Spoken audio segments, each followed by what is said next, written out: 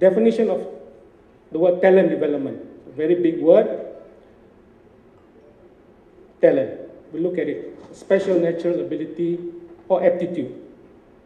Development, another very big word, the process of developing. That means we are looking at growth, we are looking at progress, or to move to the next level. So, when we speak of talent in football, it is a very complex issue we are dealing with. Why? Because we have to look at factors like the technique, tactics, physical, mental, among many other factors to develop a talent. Because these are the demands of the game. So we have to identify this, and then we can narrow down and define what is the talent that you need in India, what is the talent you're looking at in Goa. Football is a very complex game. It's going to be a bit technical here, but we look at the positions of the players in the zones, we look at the position of the players or the so-called talents that you need in the channels, you need to look at the goalkeepers. So it is a very complex game. I apologize for the quality of the picture, but you look at the area, look at the environment that these players have to operate.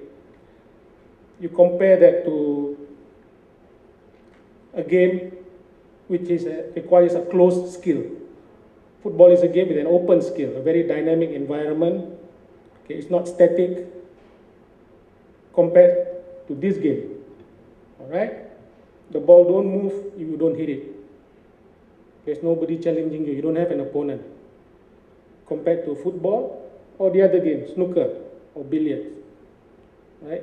So the dynamicness of the game, the complexity of the game will demand certain kind of talent. I like to play snooker myself, but normally this is what we get when we watch close games or non-dynamic games. Now, who is the talent? What is the talent?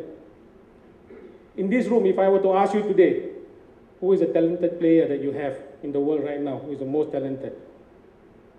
Okay, people will say the guy in the middle there. Some of you might say the guy on the extreme left. If you can't see, that happens to be Ronaldo. All right? So if you say, okay, we need a talent like Messi, or we need a talent like Ronaldo. If we take Messi times 11, will you get a good team? I think the answer is obvious. Or you take a Cristiano Ronaldo and times 11, will you get a good team? So, again, when we speak of talent, we have to consider, is it nature or nurture? We get one Messi after many years, one in a few million. I don't have the ratio. Can we wait for that? Or can we hope for that? Or do we start nurturing? These are the things we have to consider when we talk about talent development.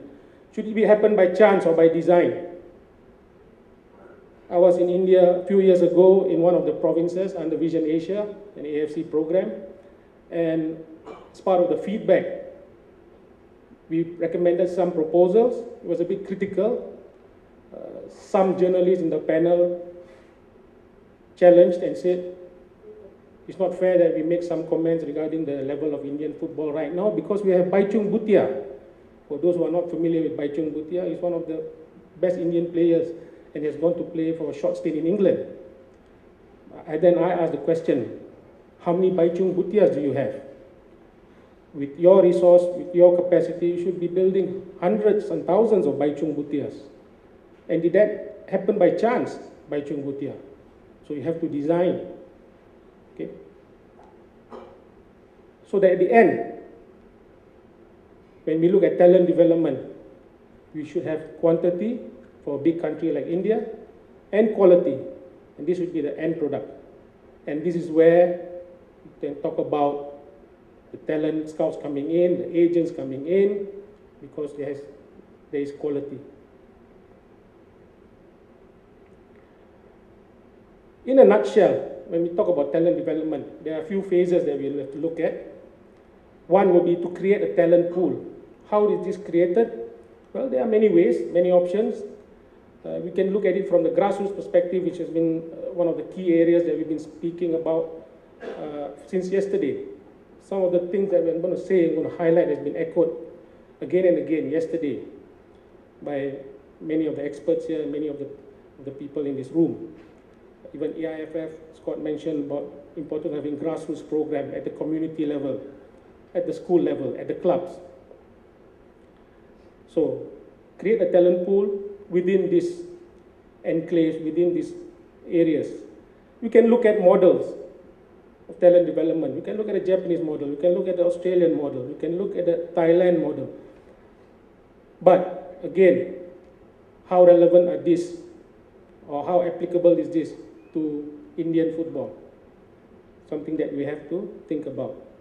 Let's look at the Japanese model, for example, for women's football. Okay? They had structures in place, they had a plan in place, long-term plan, and their goal was actually to win the Women's World Cup in 2015. But the Japanese, being Japanese, they did it in 2011. So again, that model, is it successful for Japan? Too successful, I would say, but is it applicable to any other countries in Asia? For that matter, India. The second phase will be talent identification. Once you create a talent pool, then we can talk about talent identification. Again, efforts made by AIFF to go around and look for talent for their national squad was less than satisfactory in terms of numbers, because the pool was not big enough. So we have to set in place talent identification. Once we have identified the talent, what do we do next? We have to look at the structures in place.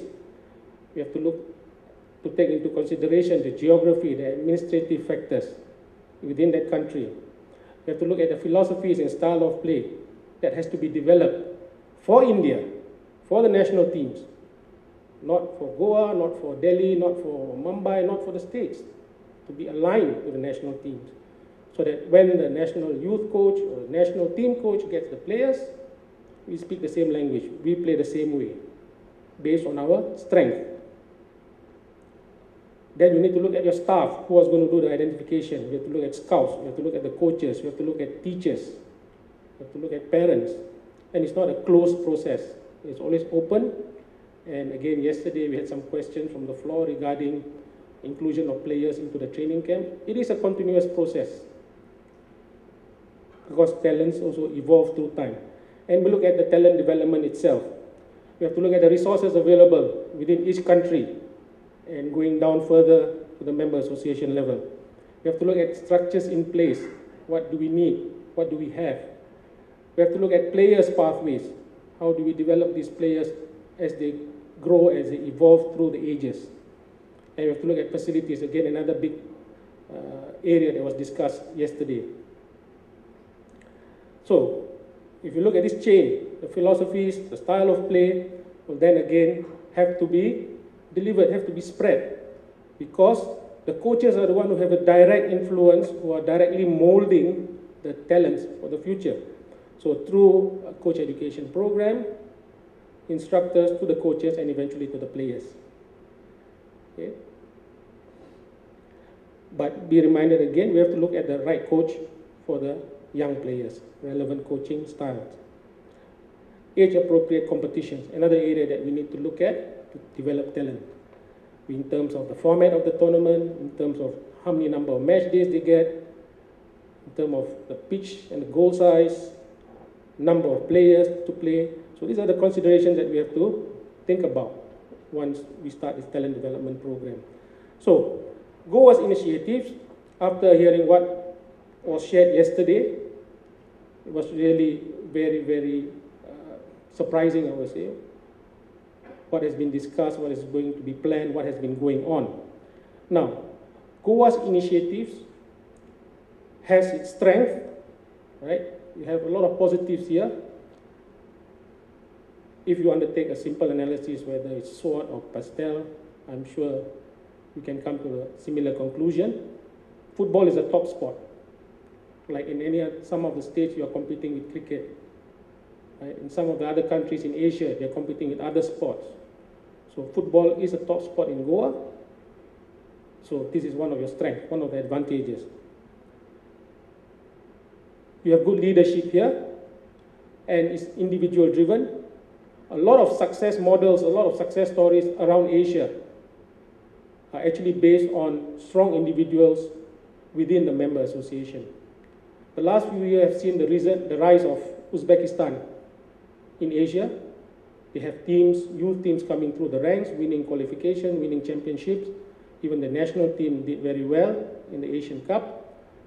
Both the under-16 and the under-19 team will be playing in this year's World Cup final rounds in Turkey and in UAE. What brought about this transformation in Uzbekistan? It was the leadership there, and it was the strong presence of a technician in there, Professor Rustam Akromov. I can cite many other examples, but we need this strong leadership at every level, at the member association level, or even in the state level or province level. So it is very individual driven here, I can see that. However, something to take into consideration is individuals are not permanent. We will have to go one day. So also think about having a succession plan. The next generation of young people. Right? The previous presentation stressed that point about having young people coming into the game through educational processes. Government commitment, funding, facilities, influence. This is what good relationship with the government can provide. I was in Thailand last 3 years, not the last 3 years, a few years ago I was in Thailand. I was there for 3 years. And one of the reasons for the success of that project at the province level or the state level in India, similar, was the presence of a strong government representation in the organization in terms of getting stadiums, in terms of improving stadiums, in terms of legislation, in terms of statutes and many other things, in terms of influence. So it's very important that you get local support, local government support, and we feel that present here. They are reaching out also to partners and stakeholders. The involvement of these people are very, very crucial, and it's been very innovative, working across another industry to get them involved. The entertainment industry yesterday, for example, working with Bollywood. And eventually, I believe Goa will be a model state FA. You have a lot of things going on at the moment. If you continue with that process, I believe you will be a model state FA, a success story, and it could be a model for adaptation for other states. So, many positives here going on in Goa. However, some of the things that you need to consider, all right, is as a state FA under the Goa Football Association, who is also a member association of AIFF, you have to be careful when you're looking at models that has been presented or will be presented, or models that you are going to look at. Because those models could be that of a member association. So again, look at what is applicable at your level within the statutes and the constitution, because again, you are a state FA under the member association. So study the models carefully. Facilities will always be a challenge. It's heartening to see that you have established some new training centers, football training, 5 new football training centers. Right?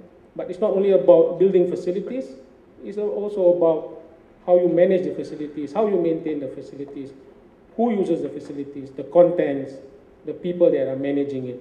So this is also very important that you need to look at. Funding, I want